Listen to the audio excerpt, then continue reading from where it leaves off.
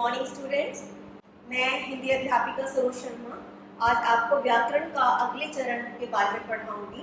जैसे कि आप पहले संधि के बारे में पढ़ चुके हैं बच्चों। शब्द निर्माण के ही कुछ पार्ट्स हैं ये। शब्द निर्माण यानी कि शब्दों का निर्माण किन चीज़ों से होता है, किस प्रकार से होता है, उसी में हम संधि पढ़ चुके हैं कि संधि में भी शब्दों का निर्माण किया जाता है। इसी प्रकार से जिस प्रकार से संधि में शब्दों का निर्माण होता है, ऐसे ही उपसर्ग में, प्रत्यय में, समास में, इनमें भी शब्दों का निर्माण किया जाता है। तो आज जो हम पढ़ने जा रहे हैं वो है शब्दों के निर्माण का अगला चरण यानी उपसर्ग और प्रत्यय। तो सबसे पहले मैं उपसर्ग के बारे में आपको बताऊंगी कि उपसर्ग से शब्दों का निर्माण किस प्रकार होता है। पहले इसके अर्थ और परिभाषा से हम शुरुआत करते हैं। हिंदी भाषा में शब्दों का निर्माण कई प्रकार से होता है। इनके कारण ही हिंदी भाषा इतनी समृद्ध हुई है। शब्दों के निर्माण में संधि, समास, उपसर्ग, प्रत्यय इत्यादि ने महत्वपूर्ण भूमिका निभाई है। यहाँ हम उपसर्ग और प्रत्यय के बारे में जानेंगे। आइए सबसे पहले उपसर्ग के बारे में जानें। मान शब्द से बने कुछ शब्दों को देखें। अप जमा मान बराबर अपमान। अभी जमा मान बराबर अब। बच्चों देखो, ये सामने आपके सामने दो उदाहरण हैं। अप जमा मान, अपमान। इसमें मुख्य शब्द जो है वो मान है और उसके आगे जो है अप लगा हुआ है, मान के। ऐसे ही दूसरा शब्द है अभिमान, जिसमें अभी जो है उपसर्ग है और मान जो है वो मूल शब्द है, तो इससे अभिमान बना है। उपसर्ग की परिभाषा इस प्रकार है। वे शब्दांश जो किसी शब्द के आगे लगकर उसके अर्थ में परिवर्तन कर देते हैं, उपसर्ग कहलाते हैं। ये उपसर्ग की परिभाषा है बच्चों कि उपसर्ग होते क्या हैं। कि अभी हमने दो उदाहरण देखे थे, अपमान और अभिमान। उन दोनों में अप शब्द जो है वो शब्द से पहले मतलब आगे लगा हुआ था। यानी कि परिभाषा क्या हुई कि वे शब्द अंश, तो जो अप है, अप अपमान और अभिमान में, अभिमान में अभी और अपमान में अप, ये जो शब्द अंश है ये अपने आप में पूर्ण शब्द नहीं है। तो जो शब्द अंश किसके आगे लगे हुए हैं, मान शब्द के आगे अप लगा है, तो मान क्या है, वो शब्द है। और शब्द के आगे क्या लगा है, शब्द का अंश लगा है, उसको हम शब्द नहीं कहेंगे। तो यानी कि जो शब्द अंश किसी शब्द के आगे लगकर उसके अर्थ में परिवर्तन कर देते हैं, वे उपसर्ग कहलाते हैं। यही परिभाषा है कि जो शब्द अंश किसी शब्द के आरंभ में जुड़ जाते हैं, उसके अर्थ को बदल देते हैं, उसमें परिवर्तन कर देते हैं, वे उपसर्ग कहलाते हैं। अब हम उपसर्ग के प्रकारों के बारे में जानेंगे। उपसर्ग 4 प्रकार के होते हैं। संस्कृत के उपसर्ग, हिंदी के उपसर्ग, उर्दू के उपसर्ग तथा संस्कृत के अव्यय उपसर्ग के रूप में। संस्कृत के उपसर्ग, ये वे शब्दांश हैं जो संस्कृत भाषा से ज्यों के त्यों लिए गए हैं। आइए संस्कृत। बच्चों, उपसर्ग के भेद कई प्रकार के होते हैं।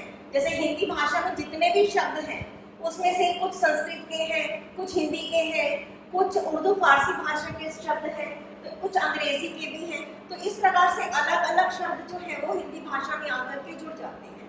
तो उसमें सबसे पहले हम पढ़ेंगे संस्कृत के उपसर्ग कौन कौन से हैं जिन्हें हम हिंदी भाषा में ज्यों का त्यों पढ़ते हैं। उपसर्गों की सूची देखें। अ, अन, अधि, अति, अनु, अभि, अप इत्यादि। आइए अब इनसे बने शब्दों को देखें। अ उपसर्ग से बने शब्द हैं अचल, अलौकिक, अखंड इत्यादि। तो ये उपसर्ग है संस्कृत के, जिसमें अ, अन नाम में हलंत लगा हुआ है। अधि, अधि से अधिकार, अधिपति, अति से अनु, अभि, अभि से अभी आपने पढ़ा अभिमान, अब से अपयश। ये सारे जो हैं ये संस्कृत से बने हुए उपसर्ग हैं, जिसके आगे अ गया वो अचल, अलौकिक, अखंड, इस प्रकार से जिन भी मूल शब्दों के आगे आ यानी कि जो संस्कृत उपसर्ग लग जाता है वो उपसर्ग बन जाता है। ऐसे ही अन, कुछ किसी भी शब्द के आगे हम अन लगा देते हैं, जैसे उदाहरण के तौर पर इस देखिए उपसर्ग से बने शब्द हैं अनमोल, अनिच्छा, अनपढ़ इत्यादि। अधि उपसर्ग से बने शब्द हैं अधिनायक, अधिपति, अधिकार इत्यादि। अति उपसर्ग से बने शब्द हैं अत्यधिक, अतिरिक्त, अतिक्रमण इत्यादि। अनु उपसर्ग से बने शब्द हैं अनुगमन, अनुभव, अनुकरण इत्यादि। अभि उपसर्ग से बने शब्द हैं अभिनेता, अभिनव, अभिज्ञान इत्यादि। अप उपसर्ग से बने शब्द हैं अपयश, अपवाद, अपव्यय इत्यादि। बच्चों देखिए आपने ये संस्कृत के उदाहरण, संस्कृत के उपसर्ग कौन कौन से होते हैं, ये उपसर्ग है और ये मूल शब्द है चल, लौकिक, खंड। और आ जो है इनके आगे क्या लगा है संस्कृत के उपसर्ग। ऐसे अन, इनके आगे लिखा है मोल, इच्छा, पढ़, ये मूल शब्द है। इसमें नायक, पति और कार, ये जो है मूल शब्द है, इनके आगे अधि लग कर ये उपसर्ग बन गए। इसमें अधिक, अतिरिक्त, रिक्त और क्रमण के आगे अति लगा है, ये उपसर्ग मूल शब्द में जुड़ करके शब्दांश उपसर्ग बन गए संस्कृत के। ऐसे गमन, भाव और करण के आगे अनु लग करके अनुगमन, अनुभव और अनुकरण बन गए। ऐसे ही अभि लग गया नेता, नव और ज्ञान के आगे तो अभिनेता, अभिनव और अभिज्ञान बन गए। ऐसे ही यश, वाद और व्यय के आगे हमने अप लगा दिया तो ये अपयश, अपवाद और अपव्यय बन गए। ये सभी संस्कृत के उपसर्ग हैं। हिंदी के उपसर्ग वे शब्दांश जो मूलतः संस्कृत भाषा से रूपांतरित होकर हिंदी में आए हैं। बच्चों जो संस्कृत के हमने उपसर्ग पढ़े वो संस्कृत भाषा के ज्यों के त्यों हिंदी में आए हैं, लेकिन जो हिंदी के उपसर्ग है वो संस्कृत भाषा से ज्यों के त्यों नहीं आए, उनका थोड़ा सा रूप परिवर्तित हो गया है, थोड़ा रूपांतरित होकर के, ट्रांसलेट होकर के फिर आए हैं हिंदी में। वो हिंदी के उपसर्ग होते हैं। इनका एग्जांपल्स देखते हैं, उदाहरण से समझते हैं इनको। वे हिंदी के उपसर्ग कहलाते हैं। आइए हिंदी के उपसर्गों की सूची देखें। अर्थ, कुक, तु, बिन, स, भर, सु इत्यादि। अर्थ उपसर्ग से बने शब्द हैं अधखिला, अधमरा, अधकचरा इत्यादि। कुक उपसर्ग से बने शब्द हैं कुदिन, कुचाल, कुअवसर इत्यादि। दुख उपसर्ग से बने शब्द हैं दुबला, दुसाध्य। हाँ बच्चों ये है हिंदी के उपसर्ग। हिंदी के उपसर्गों में देखिए कौन कौन से उपसर्ग हैं। अध, कु, दु, बिन, स, भर और सु। ये उपसर्ग हैं जो कि शब्दों के मूल शब्दों के आगे लगे हैं। ये शब्द अंश है। देखिए कौन कौन से शब्दों के आगे लगे हैं मूल शब्दों के। खिला, मरा, कचरा। इनके आगे अध लग गया तो अधमरा, अधकचरा, अधखिला, इस प्रकार से हिंदी के उपसर्ग हैं। ऐसे कु, कु का अर्थ होता है बुरा। दिन, चाल, अवसर, इनके आगे कुदिन, कुचाल, कुअवसर लग गया तो ये उपसर्ग बन गया। ये बला, साध्य और कान, इसके आगे हमने दु लगा दिया तो दुबला, दुसाध्य और दुकान बन गया। ऐसे बिन, बुलाए, मांगे, जाने, इनके आगे हम अगर बिन लगा देंगे तो ये नकारात्मक शब्द बन जाएंगे। बिन बुलाए, बिन मांगे और बिन जाने। स, इनके किसके आगे लगा है ये उपसर्ग देखिए। कुशल, जल और चित्र। कुशल यानी सकुशल, ये स जो है ये पॉजिटिव यानी कि सकारात्मक शब्द है। बिन जो था वो नकारात्मक था और स जो है वो सकारात्मक है। सकुशल, सजल और सचित्र। ऐसे ही भर लगा है मार, पूर और पेट के आगे। भरमार, भरपूर और भरपेट शब्द इनसे बन गए। सु उपसर्ग लगा है गम के आगे, फल के आगे और लब के आगे। क्या बना? सुगम, सुफल और सुलभ। उर्दू के उपसर्ग ये वे शब्दांश हैं जो उर्दू भाषा से हिंदी में आए कुछ उर्दू के उपसर्ग इसके अतिरिक्त जो होते हैं, उर्दू के कौन से हैं?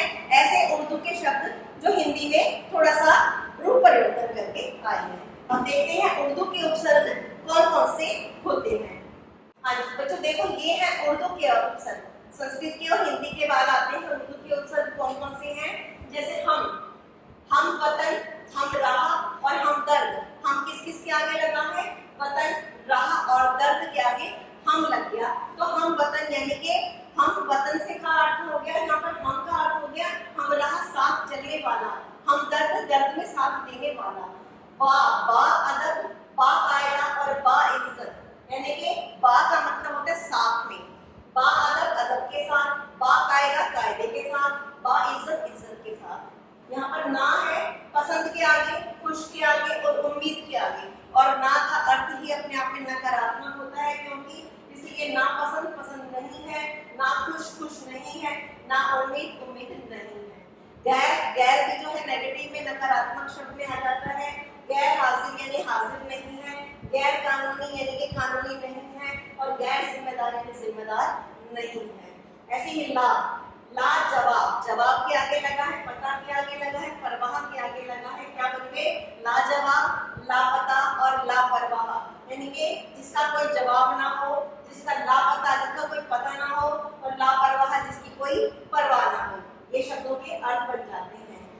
खुश, खुशनुमा, खुशखबरी और खुश मिजाज। किसके आगे खुश लगे हैं? नुमा के आगे, खबरी के आगे और मिजाज के आगे खुश लगे यानी कि खुशनुमा, ये बहुत ही खुश लग रहा है, खुशखबरी है, अच्छी खबर के लिए है। खुश मिजाज, अच्छी मिजाज वाला यानी अच्छे व्यवहार वाले इंसान के लिए इस तरह के शब्दों का प्रयोग उपसर्ग लगा करके, जो उर्दू के उपसर्ग है वो लगा करके किया जाता है। अब इसके आगे अगला देखते हैं। संस्कृत के अव्यय उपसर्ग के रूप में ये वे शब्दांश हैं जो संस्कृत के अव्यय हैं। हिंदी में इनका प्रयोग उपसर्ग। ऐसे शब्दांश अब संस्कृत के अव्यय के रूप में हम पढ़ेंगे। ये चौथा उपसर्ग है, चौथे उपसर्ग का चौथा भेद है संस्कृत के अव्यय उपसर्ग के रूप में। ये ऐसे उपसर्ग होते हैं संस्कृत के जिसमें हिंदी में इनका प्रयोग उपसर्ग के रूप में ही हम लोग करते हैं। आइए अब हम प्रत्यय के बारे में। संस्कृत के अव्यय उपसर्ग के रूप में ये वे शब्दांश हैं जो संस्कृत के अव्यय हैं। हिंदी में इनका प्रयोग उपसर्ग के रूप में किया जाता है। आइए इन उपसर्गों की सूची देखें। अधः, अंतः, पुनः, स्व। आइए बच्चों जरा देखते हैं संस्कृत के अव्यय उपसर्ग के रूप कौन कौन से हैं। ध्यान दीजिए, ये उपसर्ग है अधः, अंतः, पुनः, स्व, सत् और चित्। आप देखिए संस्कृत भाषा में ज्यादा प्रयोग किए जाते हैं ये उपसर्ग संस्कृत के अव्यय उपसर्ग के रूप में, लेकिन हम इसको हिंदी उपसर्गों में प्रयोग करते हैं। अधः गति के आगे लगा है, मार्ग के आगे लगा है और मुख के आगे लगा है, तो क्या बन गया अधः का? आपने अभी संधि में पढ़ा था ना विसर्ग संधि, ये सेम वही रूप है। अधोगति, अधो मार्ग और अधोमुख। यहाँ पर विसर्ग लगा हुआ है, इनमें देखो अंतःकरण, अंतःपुर और अंतर्मन। ये कर्ण, पुर और मन के आगे लगा है और शब्द परिवर्तित हो गया। पुनर का मतलब होता है दोबारा। पुनर्जन्म, दोबारा जन्म। पुनर्लेखन, दोबारा लेखन। पुनर्निर्माण, दोबारा निर्माण। स्व मैंने अपना, स्वदेश अपना देश, स्वतंत्र आजादी और स्वराज्य अपना राज्य। सत का मतलब होता है अच्छा। इसके लिए देखो हलंत लगा हुआ है तो आधा का है, इसलिए यहाँ पर आधा का ही आपको मिलेगा। सत्कर्म, सत्पर और सदाचार। आगे लिखे चिर, चिर मैंने होता है लंबा। चिर परिचित, बहुत देर से परिचित। चिर सखा, बहुत बचपन से ही सखा मित्र जो आपको है आपका। चिरकाल यानी लंबे काल से, यही चिर का मतलब होता है। तो ये थे संस्कृत के अव्यय जिन्हें हमने उपसर्ग के रूप में प्रयोग किया। तो बच्चों हमने उपसर्ग में क्या सीखा है आज कि उपसर्ग के 4 भेद होते हैं, यानी 4 हिंदी के उपसर्ग होते हैं, संस्कृत के उपसर्ग होते हैं, उर्दू के उपसर्ग होते हैं, और कौन से होते हैं? संस्कृत के अव्यय उपसर्ग होते हैं जिनका रूप हम हिंदी में करते हैं। तो कौन से होते हैं? इसकी परिभाषा क्या हुई कि ऐसे शब्द अंश जो किसी भी मूल शब्द के आगे लगकर उस शब्द का अर्थ जो है वो परिवर्तित कर देते हैं, उसमें परिवर्तन ला देते हैं, वे शब्द अंश जो है वो मिलकर के क्या बनते हैं, उपसर्ग बन जाते हैं। तो आज हमने उपसर्ग के बारे में पढ़ा। Thanks for watching.